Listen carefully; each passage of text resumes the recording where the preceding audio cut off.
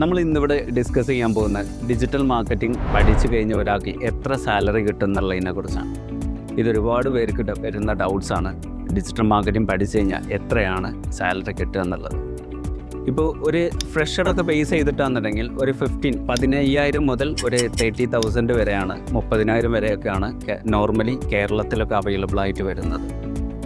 ഇത് ഈ പറയുന്ന എല്ലാവർക്കും 15,000 അല്ലെങ്കിൽ 30,000 അല്ലെങ്കിൽ ഈ പറയുന്ന 20,000 കിട്ടണം എന്നില്ല. ഇത് ഒരുപാട് ഫാക്ടേഴ്സിനാണ് ആക്ച്വലി ഇത് മെയിനായിട്ട് ഡിപ്പെൻഡ് ചെയ്ത് വരുന്നത്. ഫസ്റ്റ് ഒരു ഫാക്ടർ വരുന്നത് ഈ വരുന്ന ഒരാളുടെ ഡിജിറ്റൽ മാർക്കറ്റിംഗ് ജോബ് നോക്കുന്ന ആളുടെ എക്സ്പീരിയൻസ്, അയാളുടെ സ്കില്ല്, ഇതിനെ ബേസ് ചെയ്തിട്ടാണ് ഫസ്റ്റ് വരുന്ന ഫാക്ടർ കണക്ട് ചെയ്യുന്നത്.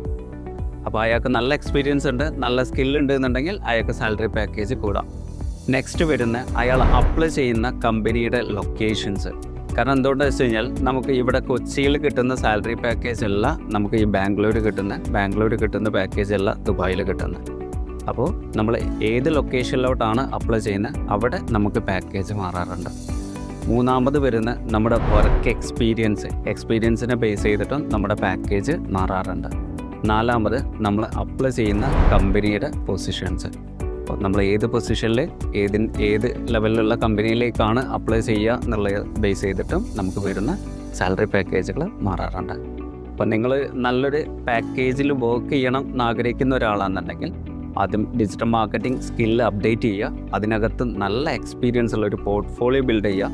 എന്നിട്ട് അതിനകത്ത് ഏതെങ്കിലും ഏരിയകളിൽ സ്പെഷ്യലൈസ് ചെയ്യാൻ ഉദ്ദേശിക്കുന്നുണ്ടെങ്കിൽ അത് സ്പെഷ്യലൈസ് ചെയ്ത് അത് ബേസ് ചെയ്തുള്ള നല്ല കമ്പനികളിലോട്ട് കഴിഞ്ഞാൽ നിങ്ങൾക്ക് നല്ല പാക്കേജ് കിട്ടുമെന്നുള്ള ഉറപ്പാണ്.